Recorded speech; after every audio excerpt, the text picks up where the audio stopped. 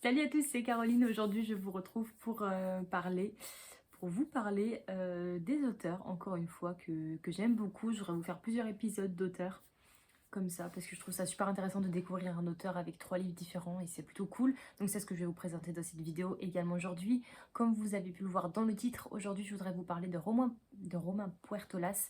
C'est un auteur que j'aime beaucoup. C'est un auteur que j'ai découvert totalement par hasard un jour quand j'étais à Easy Cash et je suis tombée sur un livre et depuis en fait je suis accro à son écriture, j'aime énormément et je voudrais vous le faire découvrir parce que c'est pas un auteur que je vois passer beaucoup, même si je trouve que son écriture est quand même assez cool, donc du coup je vous en parle tout de suite, c'est parti. Premier livre, il s'agit de La petite fille qui avait avalé un nuage grand comme la tour Eiffel. Je ne savais pas du tout de quoi ça parlait. J'ai été surtout attirée par le titre qui était à rallonge et par le la couverture en elle-même que j'ai trouvé assez mignonne. Donc j'ai kiffé, je savais pas trop à quoi m'attendre en fin de compte. J'en avais jamais entendu parler, je me suis dit vas-y je vais tenter. Et je me suis pris une grosse claque en lisant ce livre. On va suivre l'histoire d'une jeune femme qui s'appelle Providence, je crois qu'elle a une trentaine d'années. Elle décide d'adopter une petite fille marocaine parce qu'elle est malade.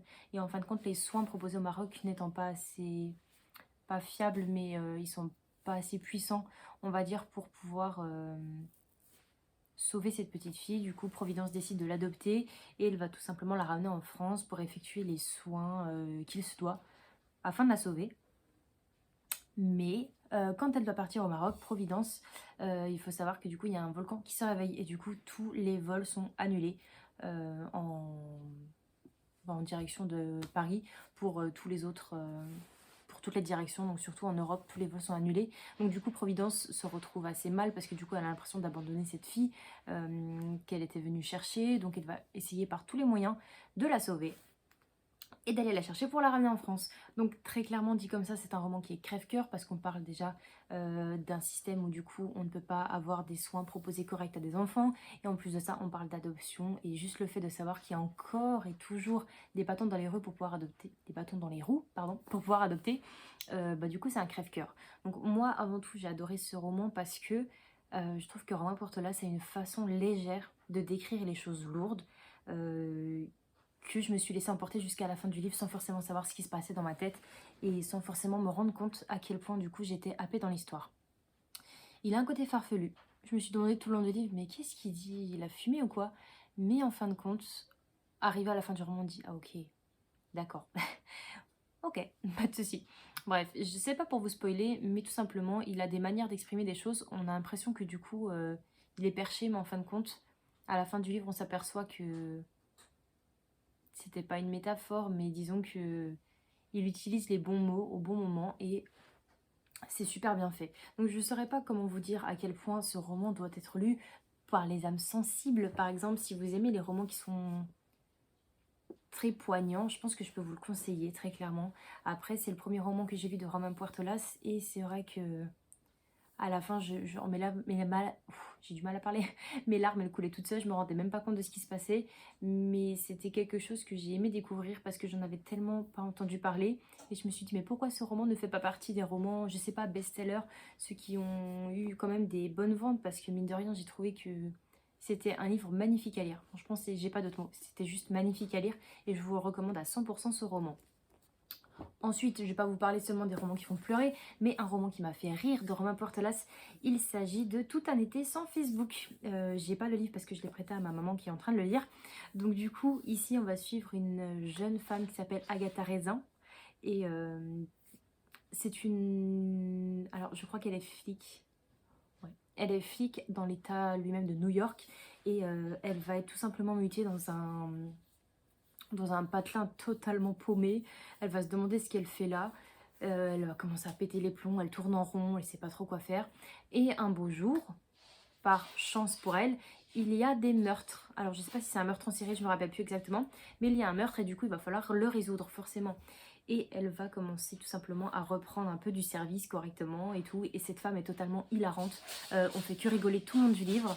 Et j'ai trouvé vraiment que Roman Portolas arrivait Ah, je dirais plusieurs thèmes. Autant quand j'ai commencé avec le livre La petite fille qui avait avalé un nuage, c'était un roman, je me suis dit ok, ça se trouve ça va être un crève-cœur dans tous les livres. Et là en fin de compte, genre j'ai fait que rigoler tout le long du livre. Je me suis dit ah oui, mais cet auteur il a un truc qui fait que on sait jamais où on met les pieds dans des romans, et franchement j'ai adoré. Donc je vous conseille également ce livre-là. Franchement, bah, je l'avais lu l'été et j'ai adoré. Comme son nom l'indique, tout un été sans Facebook. Le titre fait référence au fait qu'elle se retrouve dans un patelin où il n'y a pas de réseau, il n'y a rien du tout, donc c'est vraiment la mort pour elle. Et voilà, en tout cas, je vous recommande cette lecture pour l'été, parce que c'est une lecture très légère, ça se lit très vite. Il y a une petite enquête assez marrante, et en plus de ça, il y a beaucoup de références qui font que ça nous fait rire. Il y a quand même pas mal de références par rapport aux séries, pas type NCIS, mais ce genre de choses qu'on peut suivre un petit peu avec des enquêtes, et franchement, c'est assez cool. Donc moi, j'ai bien aimé, et je vous le recommande également. Et du coup, le dernier roman, il s'agit de Fakir qui était resté coincé dans une armoire Ikea.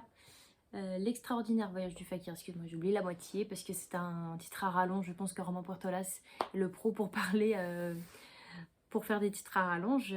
Ici, on suit l'histoire d'un Fakir qui reste coincé dans une armoire Ikea. Voilà, donc je ne saurais pas quoi vous dire de plus parce que tout est clairement dans le titre. Il n'y a rien à savoir de plus. C'est très marrant, c'est très poignant.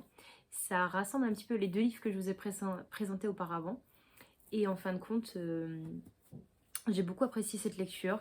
Alors j'ai eu du mal au début, très clairement. Je me suis dit mais ça me nous met nous cette histoire. Et plus on avançait dans l'histoire et plus il y avait des sujets qui étaient sensibles et des sujets qui étaient quand même assez touchants. Donc du coup ça m'a permis aussi d'en apprendre un peu plus sur certains sujets. Je ne voudrais pas vous dire quel sujet en particulier l'auteur essaye d'exprimer, parce que je l'ai appris au fur et à mesure de ma lecture et je l'ai appris quand même assez tard dans ma lecture. Et s'il n'en parle pas dans la 4e de couverture, c'est peut-être pour éviter des spoils. Donc je ne veux pas vous spoiler, je ne peux que vous recommander celui-ci. Également, je ne saurais pas trop quoi vous dire dessus parce que c'est vrai que je vous ai fait un update lecture il n'y a pas très longtemps. Je sais que j'avais pas eu non plus un coup de cœur dessus, c'était pas le livre. Si j'avais commencé par celui-ci, j'aurais pas dit ouais, Roman Portolas c'est vraiment un auteur de ouf. Là j'ai commencé avec les deux autres et du coup ça m'a beaucoup plu. Celui-là c'est le dernier en date que j'ai lu de lui, et même si c'était pas le meilleur, j'ai quand même apprécié ma lecture et je vous recommande quand même ce roman, tout simplement. Donc voilà, je ne sais pas si vous connaissez Roman Portolas ou pas, je pense que vous en avez entendu parler quand même avec L'extraordinaire voyage, étant donné qu'il est sorti également en film cette année ou l'année dernière, je ne sais plus trop. Quoi qu'il arrive, du coup, n'hésitez pas à me dire si cet auteur, du coup, à travers les avis que je vous ai fait, vous tente, ou si vous le connaissez déjà. N'hésitez pas également à me dire si tout simplement vous avez lu d'autres romans de Roman Portolas, parce qu'il n'en a pas fait que 3, hein, j'en ai quelques-uns encore qui m'attendent dans ma palle. Donc je vous souhaite de passer quand même de très bonnes lectures. On se dit à la semaine prochaine pour une nouvelle vidéo. Bye bye!